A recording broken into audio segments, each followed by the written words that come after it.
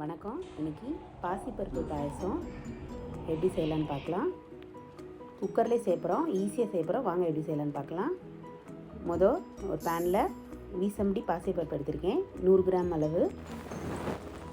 அதை லைட்டாக கோல்டன் கலரில் நம்ம ரோஸ்ட் பண்ண போகிறோம். ரொம்ப கலர் சேஞ்ச் ஆக வேணாம். அந்த பாசிப்பருப்போட வாசம் நமக்கு லைட்டாக அந்த கலர் கோல்டன் கலரில் மாறையில் நம்ம ஆஃப் பண்ணிட வேண்டியதுதான். பாருங்கள், மெதுவாக அப்படியேவும் கைவிடாமல் கொஞ்சம் அப்படியே கிண்டிகிட்டே இருக்கணும். போதும், இந்தளவு கலர் மாறினா போதும்.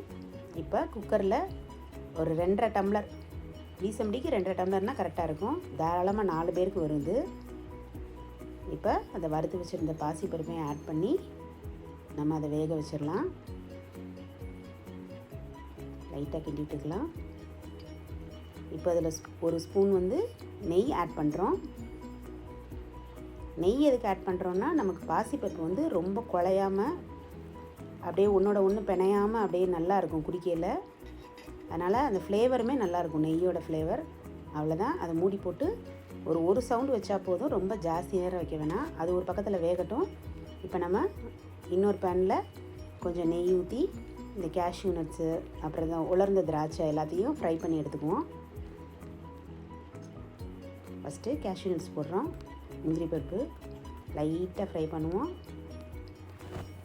முந்திரி பருப்புமே நம்ம கருகிற விடக்கூடாது. லைட்டாக அந்த ரோஸ் கலர் வந்தாவே நமக்கு முந்திரி பருப்பு நல்லாயிருக்கும் சாப்பிட்றதுக்கு. ப்ரௌன் கலரில் கலர் சேஞ்ச் பண்ண வேண்டாம். அவ்வளோதான், லைட்டாக ஃப்ரை பண்ணிடலாம். அதை ஒரு தட்டில் எடுத்துகிட்டு அடுத்ததாக கிஸ்மிஸ், உலர்ந்த திராட்சை அதையும் போட்டு மெதுவாக அப்படியே ஃப்ரை பண்ணிடுவோம். கிஸ்மிஸையும் முந்திரி பருப்பையும் ரெண்டையும் ஒன்றா போட்டு நம்ம எப்போவுமே வறுக்கக்கூடாது, தனித்தனியாக தான் வறுக்கணும்.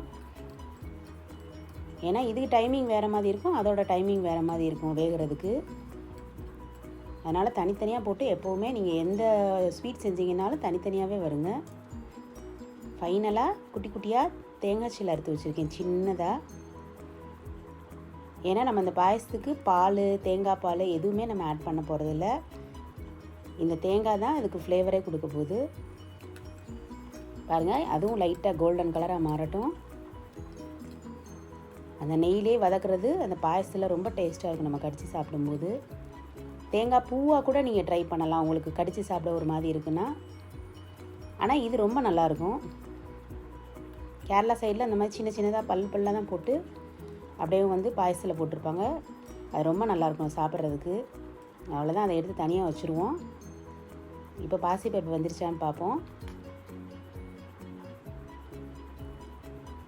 விசில் போயிடுச்சு பாருங்கள். பாசிப்பருப்பு கரெக்டாக வெந்திருக்கு.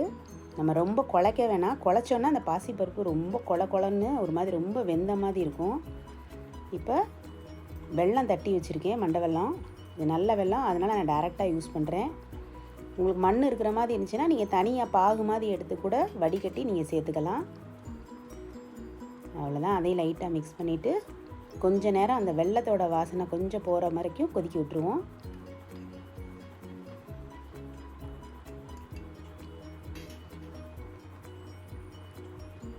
கொஞ்சம் நேரம் கொதிச்சிடுச்சு, அப்படியே வெல்லம்லாம் கரைஞ்சிரும்.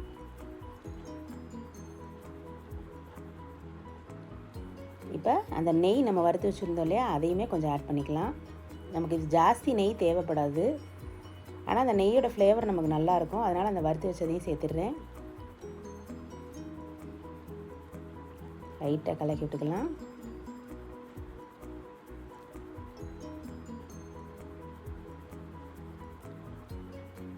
கொஞ்ச நேரம் அப்படியே கொதிக்கட்டும். இப்போ ஃபைனலாக ஏலக்காய், ஒரு 4 ஏலக்காய் பவுட்ரு பண்ணி வச்சுருக்கேன். நல்லா தட்டி வச்சுருக்கேன் இடிக்கிறதுல. அதையும் சேர்த்துக்கலாம். நான் எப்போவுமே சொல்லுவேன், ஸ்வீட் செய்யலை நீங்கள் தட்டி அந்த டைமில் சேர்த்திங்கன்னா உங்களுக்கு ஃப்ளேவர் நல்லாயிருக்கும். ஃபைனலாக நம்ம அந்த ரோஸ்ட் பண்ணி வச்சுருந்த தேங்காய், முந்திரி பருப்பு, அப்புறம் அந்த கிஸ்மிஸ் எல்லாத்தையும் போட்டு அதை மூடி அப்படியே ஆஃப் பண்ணிட வேண்டியதுதான்.